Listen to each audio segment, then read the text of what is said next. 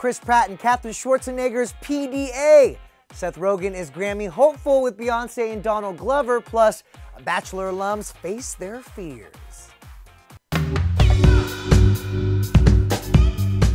You guys, can you imagine if Chris Pratt started calling Arnold Schwarzenegger dad? Crazier things have happened, but it could be heading that direction because Pratt's relationship with Arnold's daughter, Katherine, is heating up. The couple shared a sweet kiss in the middle of their hangout in Los Angeles on Sunday. The smooch happened after they attended church with Chris's son, Jack.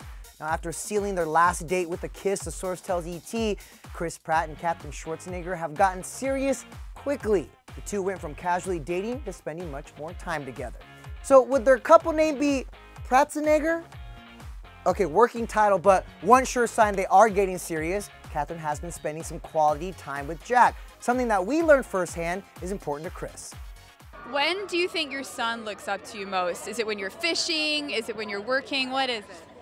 I think my love language is quality time. So when we can sit down and just be together and spend time together with one another, just me and him, that's probably when I'm the happiest and when he looks up to me the most. We're told Katherine's mom helped set them up and that they have introduced one another to their family and friends and have been almost inseparable when they are free. Which makes sense because between being in the spotlight and devout Christians, they actually have a few things in common. But I want to know, what do you guys think of them together? On a scale from 1 to 10 being John Legend and Chrissy Teigen, how cute are they? I'm checking your comments, so let's see it. All right, but moving on to Beyonce because there is actually a few things to talk about with her. First of all, her braid made a comeback last night at On the Run 2 in Philly, and don't roll your eyes at me because that braid literally has its own hairography and it's iconic. Don't at me. Anyway, but apparently B is also set to break some barriers in the fashion world. For that team where I've got my fellow Beehive member, our very own Courtney Tesno. Here she is buzzing in now. Buzzing in. Am I wrong about that braid? No, you're not. I loved it. But Beyonce runs the world. We knew that already, right, Denny? Okay, but get this. Queen Bee is reportedly not only going to be on the cover of Vogue's coveted September issue, but is using her power and influence to hire the mag's first black cover photographer. It's the first time in, get this, 126 years. I'm like blown away by that. Crazy. Yeah, that's crazy. According to Huffington Post, Vogue editor-in-chief Anna Wintour has given Beyonce unprecedented control over the photos, the captions she'll write herself.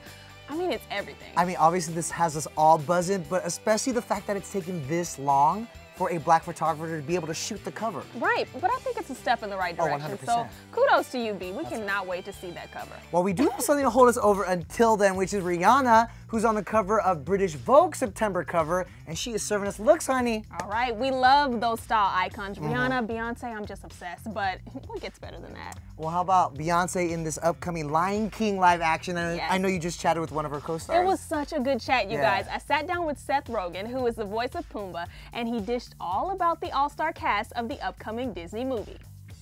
It's great. I mean, it's amazing for many reasons. One is because I am a big fan of The Lion King. Yes. 2, because it's like the most expensive movie I'll ever have anything to do with, probably. Man, so that's thrilling.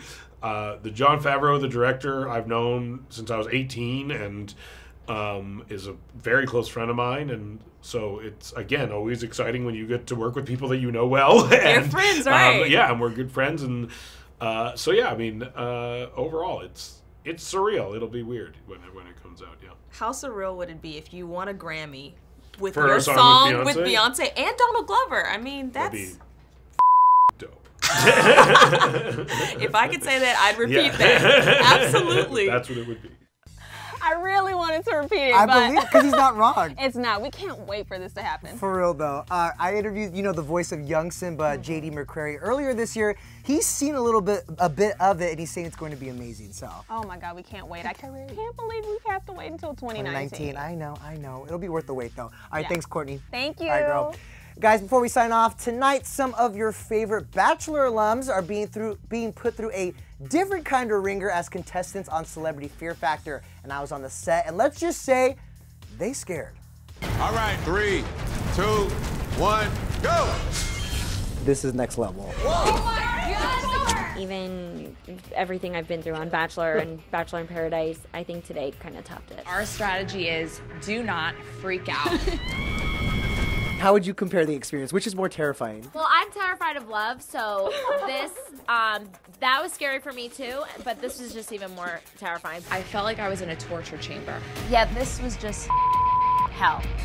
The teams who play for $50,000 to a charity of their choice include Alexis Waters and her sister Nicole, Corinne Olympios and BFF Gigi, Vanessa Grimaldi and Daniel Maltby, plus former Bachelorette Rachel Lindsay and fiancé Brian Abasolo.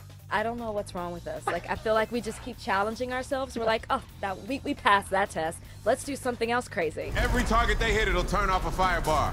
I can't see what's possible. It's impossible. No, it's impossible. You can see them in action on Celebrity Fear Factor tonight on MTV and catch more of my interviews with them on etonline.com. And I'll see you guys tomorrow.